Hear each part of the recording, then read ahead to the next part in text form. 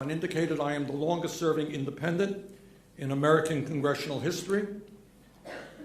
I served 16 years in the House and as Vermont's lone congressman, and in 2006 I was elected to the Senate and re-elected in 2012. I began my rather unusual political career back in 1971 as a candidate for the U.S. Senate on a small third party called the Liberty Union, and I received 2% of the vote. Not dissuaded, I ran a year later for governor of the state of Vermont and received 1% of the vote. Not being the brightest light on the block, I ran again for the Senate and received 4% of the vote, and 2 years later ran for governor and received 6% of the vote. I thought that I would give the people of Vermont a break, and I retired from politics in 1976.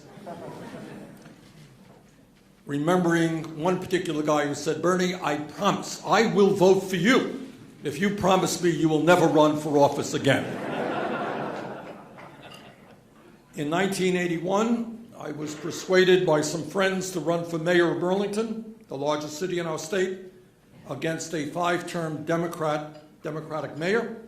I ran as an independent. Nobody but nobody thought that we had a chance to win. We did.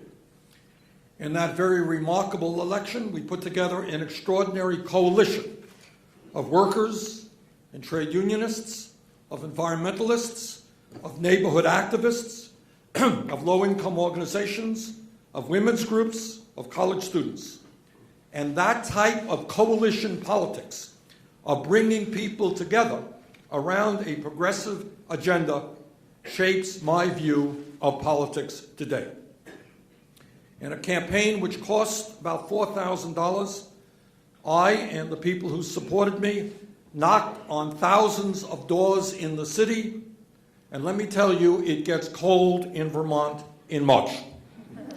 On election night, when the votes were counted, we won the working class wards by something like 2-1 and won the election by all of 14 votes.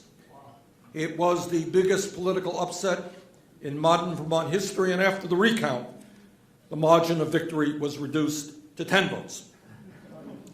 Without going into any great lengths here, I took office with 11 out of the 13 members of the City Council, Democrats and Republicans, in very strong opposition to my agenda. And trust me, if those of you in this room think that President Obama has gotten a rough time for Republicans, that was nothing. That was nothing compared to what I and my supporters experienced during my first year in office. But 1 year later, in strong support of what we were attempting to do and what we wanted to do, a slate of candidates working with me defeated a number of the incumbent obstructionists. A year after that, in an election in which the voter turnout was almost double from what it was when I was first elected, I pretty easily defeated a Democratic and Republican candidates, continued to get reelected, and in my last election defeated a candidate from both political parties. In 1988, I ran for the U.S. Congress in a three-way race. I came in second with 38% of the vote. 2 years later, I won that election by a 16%, winning with over 16% more than my opponent.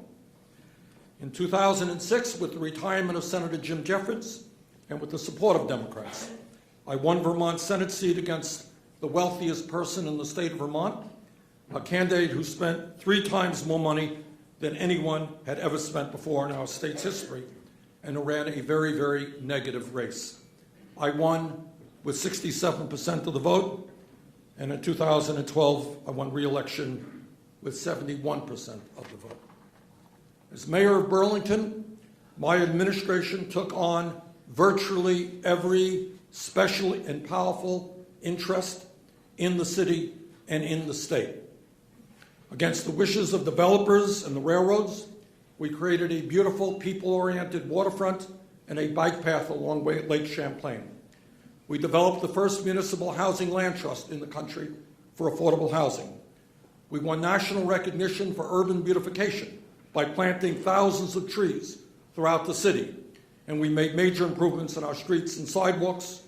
We implemented the largest environmental program then in the state's history by building a new wastewater facility to prevent untreated waste from going into the lake. We started a youth office, which created a beautiful daycare center, a Little League program, after-school programs, and a teen center, all of which continue to exist today. We were the first city in Vermont to break its dependence on the regressive property tax. We made major changes in Burlington Police Department, moving in the direction of community policing. We started a very active and successful arts program and women's council.